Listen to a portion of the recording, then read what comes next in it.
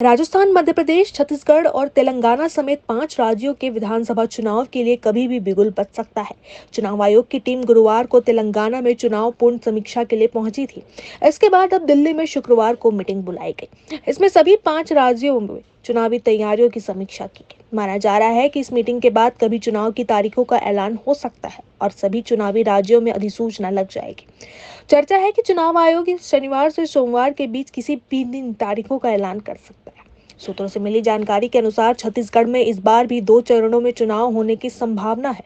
पहले चरण में बस्तर संभाग तो दूसरे चरण में छत्तीसगढ़ के अन्य हिस्सों में चुनाव कराए जा सकते हैं। छत्तीसगढ़ के बस्तर की 18 सीटों के लिए पहला चुनाव 12 नवंबर 2018 को हुआ था और शेष 72 सीटों के लिए दूसरे चरण का चुनाव 20 नवंबर को हुआ था। आयोग ने पर्यवेक्षकों की शुक्रवार को मीटिंग बुलाई। चुनाव आयोग की ओर से तारीखों के ऐलान के साथ ही अधिसूचना लागू हो जाएगी। राजस्थान, मिजोरम, मध्य प्रदेश और छत्तीसगढ़ में चुनावी तैयारियों का जायजा आयोग पहले ही ले चुका था। इसके बाद गुरुवार को टीम हैदराबाद पहुंची थी और तेलंगाना में तैयारियों को परखा। नवंबर और दिसंबर में सभी 5 राज्यों में चुनाव होंगे और दिसंबर के दूसरे सप्ताह तक इसका रिजल्ट आ सकता है।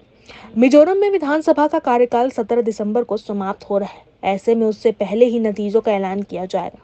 राजस्थान, तेलंगाना, छत्तीसगढ़ और मध्य प्रदेश की विधानसभाओं का कार्यकाल अगले साल जनवरी में अलग अलग तारीखों पर समाप्त हो रहा है। लेकिन मिजोरम की विधानसभा के कार्यकाल की तारीख को देखते हुए नतीजे पहले ही घोषित होंगे। 2018 में भी दिसंबर के दूसरे सप्ताह में ही 5 राज्यों के चुनाव नतीजे आए थे।